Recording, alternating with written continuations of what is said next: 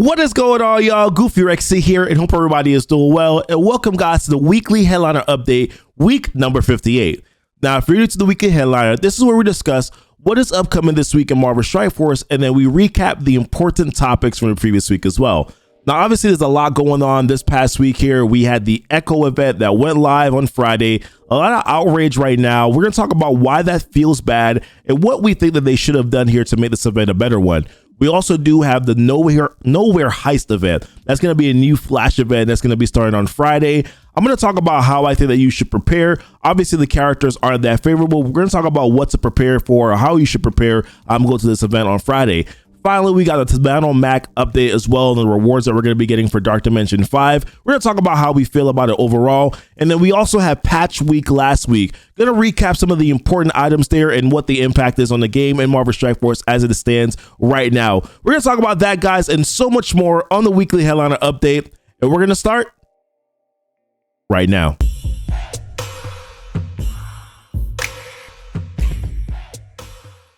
All right, y'all, welcome back. We got a lot of stuff to talk about here on the weekly headliner update. The first one that I want to dive into, sink my teeth into, is the event for Echo. And boy, this one is a doozy. A lot of us don't feel good about this, right? And I want to say this. Maybe I'm going out on a limb here by saying this. This event has less to do with Echo. I don't think, if we really want to put this in context, we really don't care that much about the character specifically. It is a war defense character. A lot of players who will care about Echo, the Young Avengers team, are really going to be these super endgame players that are pushing. They're pretty much basically you have to have this team if you want to be able to succeed at that portion of the game. The top 1% of the game, right? Probably really care about Echo, or unless you probably just a really massive Echo fan, then obviously then you're in that category too in regards to what you care about. But really, this event has less to do with the actual specific character and more about the fact that you could only get 100 shards if you're a free-to-play character, and that is still going to require some work. You're going to have to use your 50 core energy refreshes on both your ISO campaign and then also your regular campaign, right? That you're also going to have to blitz, right? And your blitzing is capped. You're not getting any blitz currency from doing your regular blitz event right now, or your regular blitzes. There's no currency that you're getting for your blitz wins, right? Only thing that you're doing is that you're climbing up through these blitz milestones, and then once you finish this milestone, it is capped out. There's nothing else that you can do. And like I said, you can only get to milestone 34, regardless of a free-to-play player. You can only get to milestone 34 and maybe milestone 35 because we're going to get some double energy days for ISO campaign and then also your regular campaign energy. So when I look at this in its entirety, this has less to do with the character Echo and more to do with the trends of these events, right? We've seen with Magic, the last event store character, Magic, we only were able to get 150 shards, which is a 3-star character on lock. Yes, we're able to get an extra 50 shards towards a 4-star character eventually, only needing 30 more shards, but she's not farmable. We know the trend of Scopely and Boundless, how they make characters farmable. Moondragon's not farmable yet, right? So that feels bad, right? So when are we realistically going to be able to get those extra 30 shards if that's something that we do desire? We saw the Scarlet Spider event, where the Scarlet Spider event, 126 shards, 125 shards, right? You had to complete the milestone, which was very easy to do, and then you also had to complete Pocket Dimension. Some players were not able to even complete Pocket Dimension because they didn't have Omega Red, right? So there were some players that probably only got a 2-star character, a 2-star Scarlet Spider, and that feels bad, right? And then now we have this event here where, hey, you're limited again. You can free to play. You can only get to milestone 34. If you want to get to milestone, any of the rest of the milestones, you're going to have to spend money. That's really it. You can't grind. You can't put extra effort into it. I mean, unless you want to spend some extra cores, but I don't really know exactly how far it's going to take you. But there's really no way for you to be able to complete these milestones unless you're forking out that cheddar. You feel me?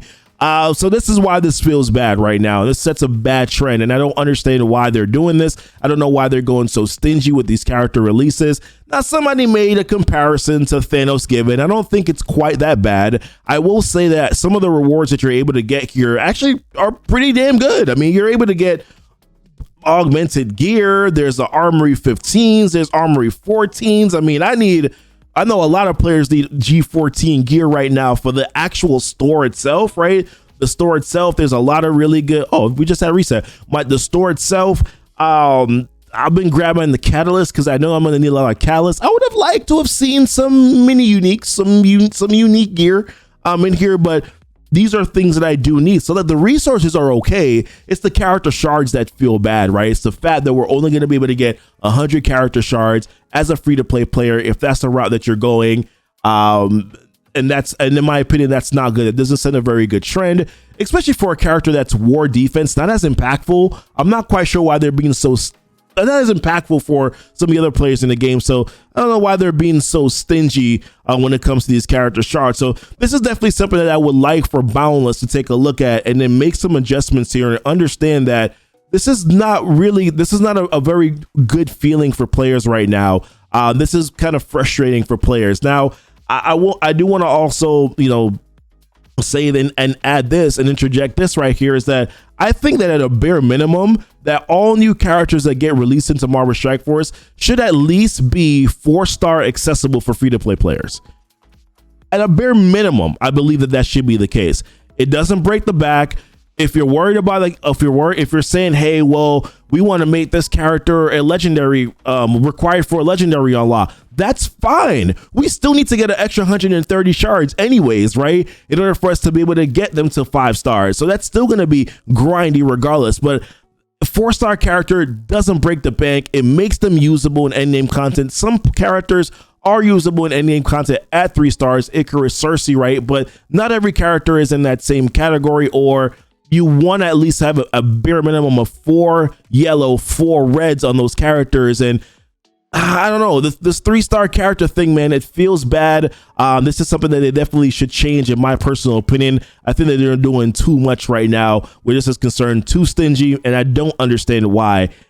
That's something that I feel like they need to explain as well. But moving on from that, wanted to also talk about Knowhere Heist as well. So we do have a new Flash event that's going to be starting on Friday. They mentioned that in the blog post here. That's not where the blog post is. They mentioned that in the blog post here. There's going to be a Mythic Flash event that's going to be starting on Friday. Now you have 5 characters, only 5 characters that are available for this event. There's Kitty Pryde, Rocket Raccoon, and then you have Doc Ock, Invisible Woman, and then you also have Star-Lord. Now, the rewards that you're going to be getting for this event is that you can get Dark Promotion credits, Elite 7 credits, and then you can also get gold, right? They also gave you the requirements that you're going to need in order to be able to complete this event, where you're going to need to get your 5 characters too. So each character is going to have, even just to do mission 1, you're going to have all characters at a minimum of 5 stars, gear tier 9, mission 2, 5 stars, 10, so on and so forth. So I know for me personally, based on this, I won't be able to go past mission 6, or I won't be able to go past mission 5, right? So I won't be able to do mission 6 and mission 7. You're going to be able to do, this is actually new that they're doing, going to be able to do all of the missions. As long as you have the characters at the required stars and gear tier level, you're going to be able to do all the missions when they first release this here. Not sure if it's going to be something they're going to do continuously, but that's what they mentioned here. Now, what feels bad about this is that, man, we got to invest into Star-Lord, Rocket, Invisible Woman. Invisible Woman is less bad than probably Rocket and Star-Lord, but I mean, come on, man. Star-Lord? What am I doing with Star-Lord? I haven't touched these 2 characters in like almost a year and a half. Now you want me to put, well, other than ISOs, now you want me to do something with these characters and bring them up to gear tier 15? So you want me to spend Carbonadium? More Carbonadium on Star-Lord? You want me to spend more tech G14 and G15 on these 2 characters? Ah, man, come on. Now, what is Invisible Woman? Okay, we have Unstable Cloth. I guess that's okay. But also BioGear. It's just, listen, I don't understand what the thought process was on this. What also feels bad is that previously before, this tag also included Ebony Maw. So maybe this was inadvertently released. But previously before Ebony Maw was a part of this list, Ebony Maw is no longer a part of this list anymore. So what is going on here? We probably would have felt better if you dropped Star-Lord, gave us Ebony Maw. Still would have felt bad about Rocket Raccoon, but I don't know. I don't know what the idea about this is. Rocket is not good. I don't know if Scopely realizes or Boundless realizes that we don't have enough resources in Marvel Strike Force. We don't get enough of them to invest into bad characters. Are they aware of that? Is this something that they are aware of? Because I feel like they're not aware of this. They feel like we have an abundance of gear. No, we do not have an abundance of gear. We don't have it. So investing into trash bad characters doesn't feel good. Now, I am not investing into any of these characters right now. I'm leaving them where they currently are. I have no idea what rewards I'm getting for this event. None. Zero. No idea. So for all I know, I'm going to invest into these characters to get crap? No.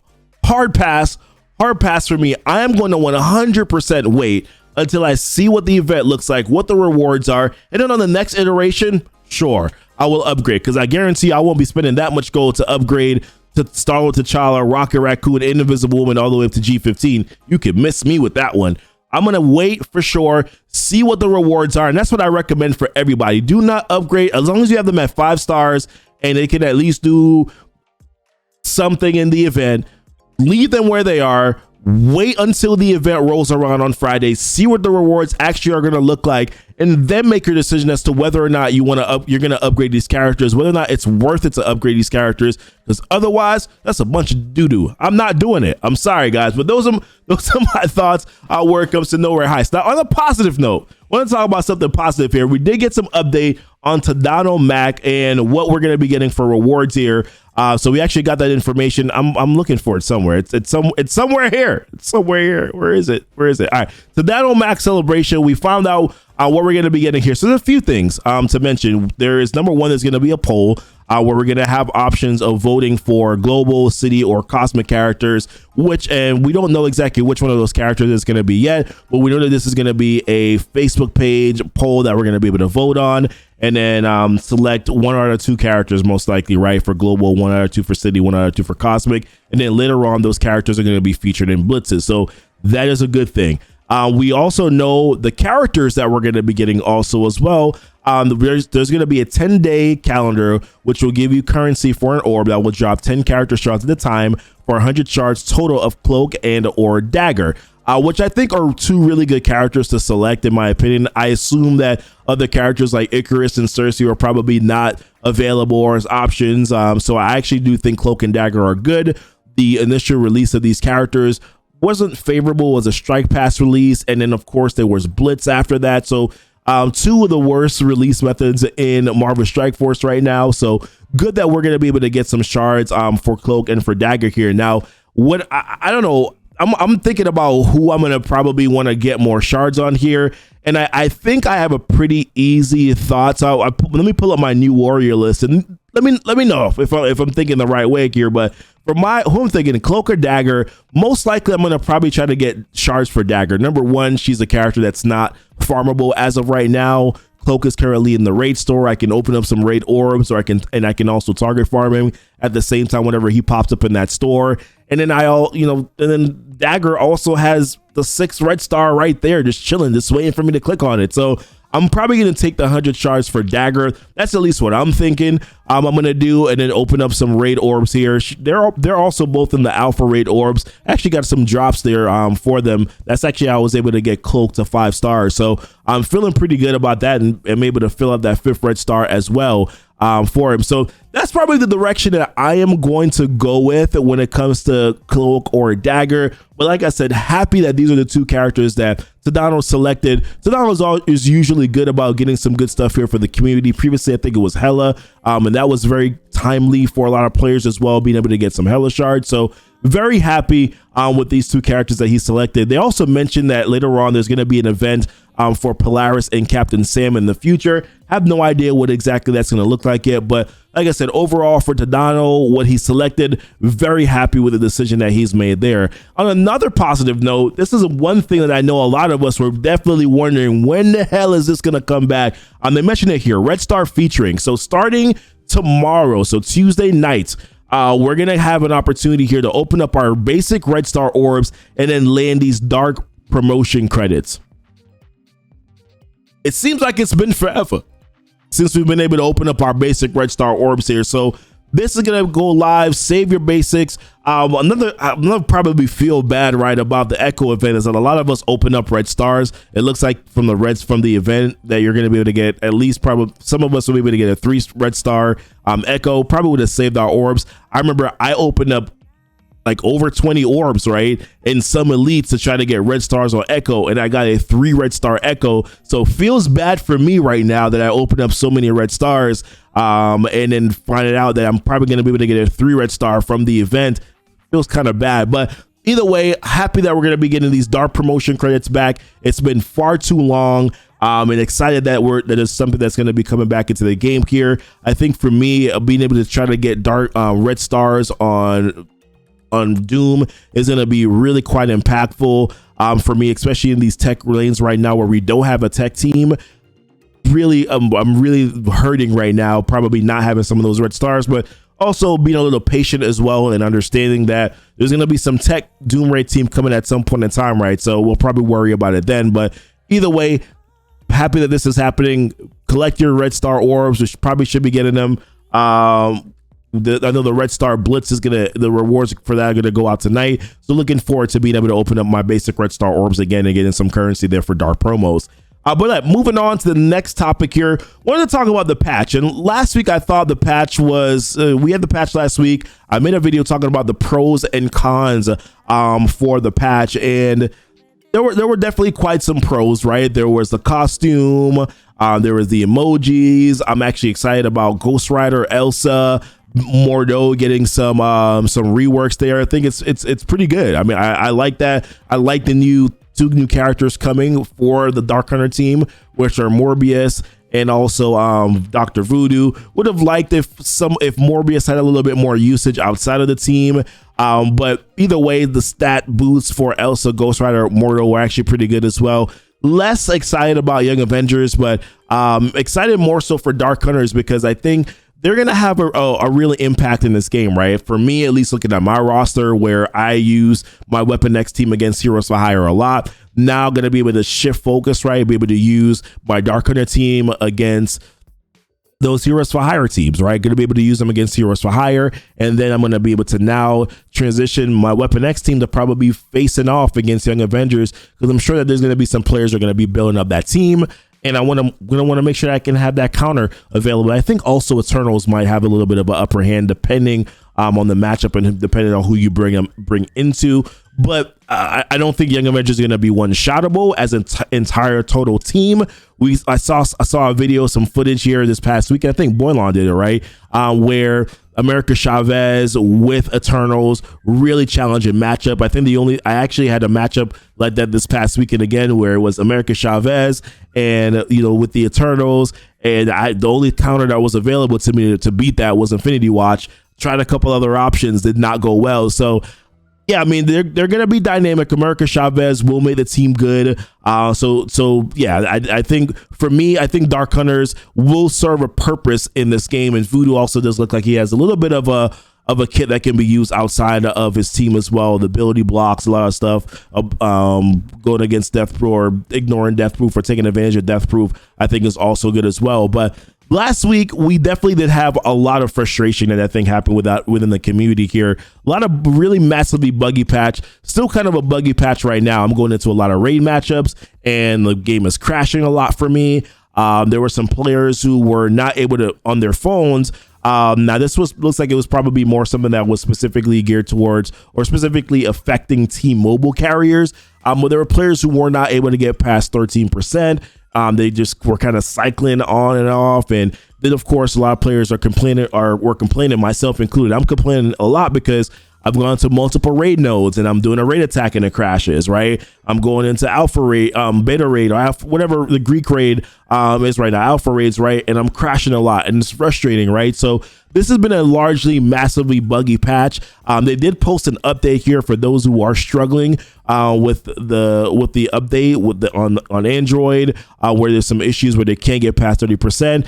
There's a fix right now that is on the MSF MSF Marvel Strike Force page. If you click on the most recent blog post, there's some information here that can help you to get through that and troubleshoot it. The reason why I wanted to talk about this is because I know that there were some players in that actually mentioned it in one of my YouTube videos. There were some comments there were some players who were frustrated with this. So here's some information that will kind of help you to get through that there. But some other things, kind of wrapping up the weekly headliner for this week, guys. We do have Ebony Maw. There's a legendary event for Ebony Maw that's going to be returning. Unfortunately, there is no Omega Red again. Not sure what they're doing with that right now. Yeah, the Black and Ebony event that's going to start tonight. So congratulations to those who are going to be getting Ebony Maw. Congrats to you guys and those who are going to be ranking up Ebony Maw, but not entirely sure right now what's going on and why we're not getting Omega Red. There are some double jobs active right now for characters that you do need to get Ebony Maw and human characters, so do take advantage of that as well. We do also have 2 other Flash events that are rolling around. This Friday we have our Relic Hunt event, and then we also, if I'm not mistaken, we also do have Chaos Theory. At least that's what I'm seeing right now in game, that Chaos Theory is also going to be starting on Friday as well. So that's going to be an opportunity for you to get your promotion credits. So that's going to be another Flash event that's going to be rolling around on Friday as well. And yeah, then there's also going to be a login calendar that's going to be starting, I believe, on Wednesday. Where you're going to be able to get some extra cores. There's going to be a new orb, an unconditional love orb. So that's going to be rolling around on Friday as well. But let me know, guys, anything that I missed this week, kind of a shorter topics. Obviously, some of the topics we expand upon a little bit here, but maybe some things that probably I missed. Want to know? Leave it in the comments. Curious. What are your guys' thoughts right now about this Echo event? Are you frustrated? Do you not care because she's a war defense character? You're like, hey, I'm not getting her anyways. But are you also seeing the fact that this is not really about Echo? This has more to do about the events and how they're kind of doing this moving forward. That's really kind of where my concern is. Really don't care about Echo specifically, more care about the event and the trend that they're setting right now. Knowhere Heist. What is going on? Why do we choose those characters? If they're doing this, Star-Lord and Rocket better be getting a rework, and we better know about that soon. Otherwise, I am not upgrading my characters. I'm going to wait to see what the event looks like, and then I'm going to make a decision to upgrade those characters, whether or not. Yeah, what else is going on? The Tadano Mac rewards are good. Ebony Maw, where's Omega Red? What the hell is going on? But listen, thank you guys for watching the video. If you liked the video, of course, don't forget to like, don't forget to subscribe to the channel. Appreciate y'all watching. Until next time, y'all be blessed. Y'all be safe.